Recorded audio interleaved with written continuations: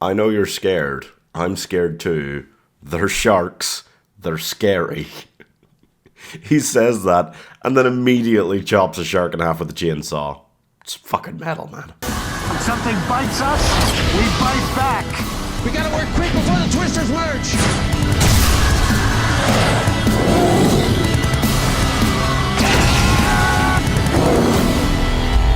Sharknado 2, the second one.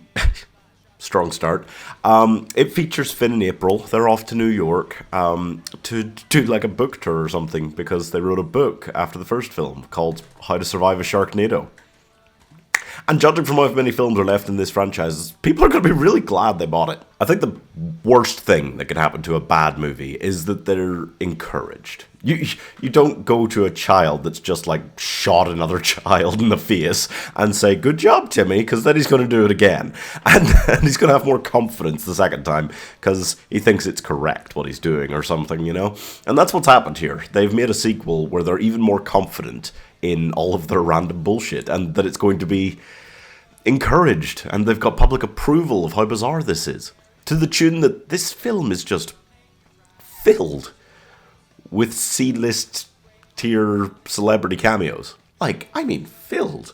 As in, they've got like 10 times the budget, it seems, of the first film, and they have got better cameras, but apart from that, they've only spent it on getting random celebrities to turn up for a few minutes. Like, the CGI is maybe worse than the first film, which is impressive. So now they just get to go full ham because somehow we have given them the impression that we approve of this nonsense. And they just get to throw a Sharknado at New York City. Or at a plane. Just anywhere that you would consider eating green eggs and ham. I guess the old conundrum about this film is, are they working hard or hardly working? You know, are they trying to make it this bad, or is it just through negligence? Honestly, at this point, I cannot tell. The fact that they got way more budget in this film, and yet didn't improve the CGI even a little bit, makes me think that they are a money laundering scheme of some sort. I mean, I will say this, if you wanted bigger, like, they have gone with all the trappings of a sequel. They've got more money, they went just more of everything. I will say it does look more of a professional actual kind of film. They clearly had a way higher budget. The just army of random celebrity cameos. They've got like Will Wheaton, Kurt Angle, Judd Hirsch is in it quite a lot, Andy Dick, Billy Ray Cyrus was in it as a doctor at one point. Like, it's nuts. I don't know why that's what they went for, but I feel like very much because I couldn't imagine watching the first film how or why there were going to be 6 of these. It just seemed like, wouldn't you get bored of doing this over and over?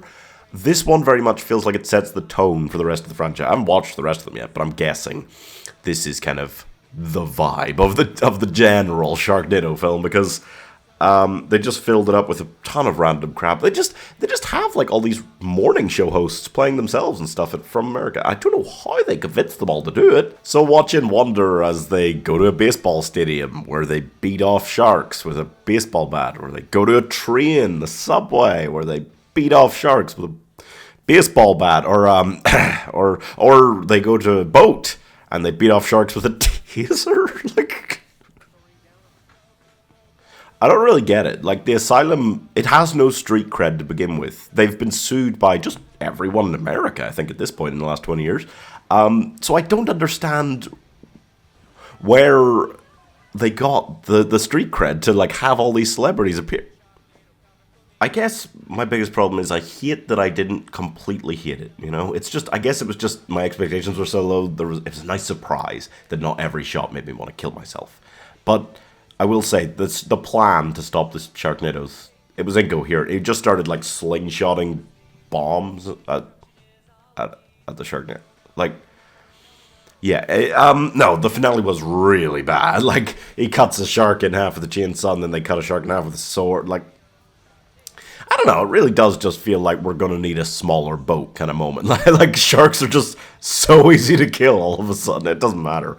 But I think it's important to remember when you think about how bad a film is, there are 7 layers of hell.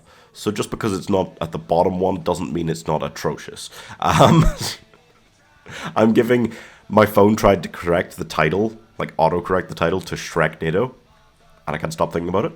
1.5 stars. There's just so many bad films out there. Like, really bad films. Raiders of the Lost Shark? That's a good... Well, no, it's not a good one. It was really... Yeah. But there are layers to how bad these films are. As much as they're all bad, like, it's tough. It's tough to just say, oh yeah, 1 or 1.5 stars for all of them. I don't feel like it gets across the true comprehension of what horrors I have witnessed.